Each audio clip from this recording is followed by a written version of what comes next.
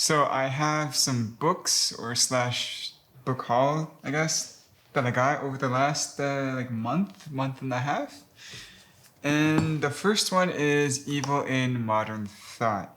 I'm doing a bit more of like philosophy of evil stuff, and I saw this book. I've actually seen it for a long time, and I never got around to getting it. I finally got around to getting it, but I believe it goes over all the concepts in philosophy and highlights the ones that are evil versus not evil.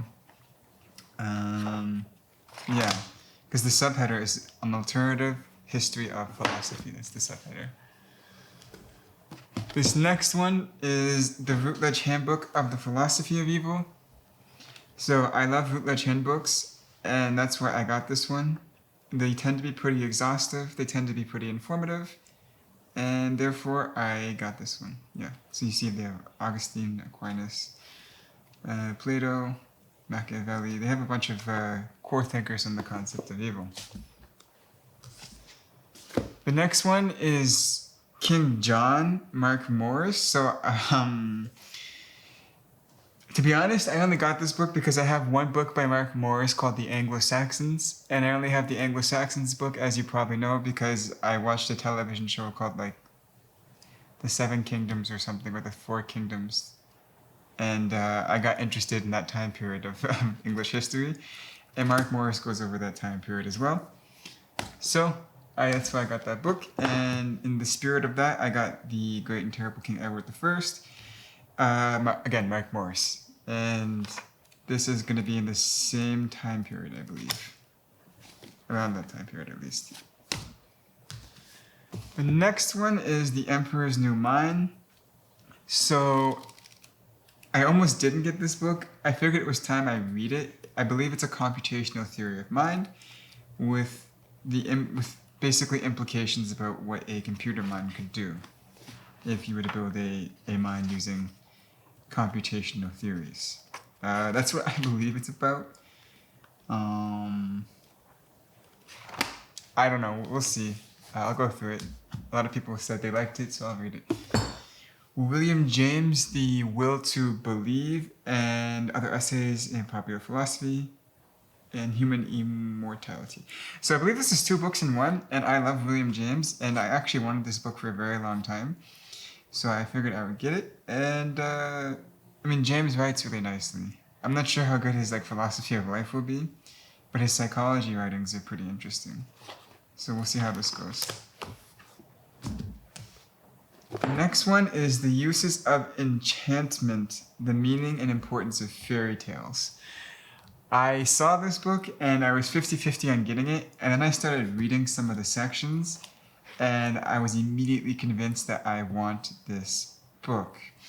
I would say this book kind of highlights some of the things I like about Peterson, where he gives a psychological analysis of ordinary tales, such as fairy tales that we often hear, and goes into a deeper meaning or kind of implications about them, using some kind of analytical arguments, which is what I liked about Peterson, not so much Peterson's politics. So that's why I got this book. So this next book is Unlocking the World, Port Cities and Globalization in the Age of Steam. I know nothing about global trade around this time period, as it was actually unfolding, and that's what this book really does. It goes over the actual cargo that was shipped, the actual boats that were used, and the companies that owned those boats, and the politics surrounding it. And so therefore I got this book. I'm not sure if it's going to be good or not, but it definitely seems intriguing, to say the least. Dominion, The Making of the Western Mind. So I got this for two reasons. One, I think it'll be an interesting history of the Western world, told through the kind of nature of minds, what I think he means by this is religious beliefs and so on and so, with various types of beliefs. And on top of that, there's another book that I have that is a good complement to this book, but I can't remember which book it is, unfortunately. Yeah, so here we have spirit, enlightenment, religion, science, shadow, love, woke. Basically the different ideas of Western society over time. War, Climate Change, and Catastrophe in the 17th Century, Global Crisis. This book I, to be honest, only got because it seems super dense and technical. That is the only reason why I got this book. But I will say the subject does seem interesting as well. The idea of discussing how climate impacted cities in the 17th century is kind of refreshing. Not to say that it's like human-caused climate change. The changes in climate nonetheless do affect humans, though, right? So the changes in climate in the 17th century, I thought was an interesting take. Yeah, I don't know. I don't know how this is gonna unfold, but maybe it'll give me some insights into how climate change will affect humans going into the 21st century. The last one, or not the last one, there's two more. This one, Alchemical Studies, is a Jung book. I'm slowly collecting all of Jung's works and slowly reading them. And I just saw this one at the bookstore and I was like, yeah, I'll get it.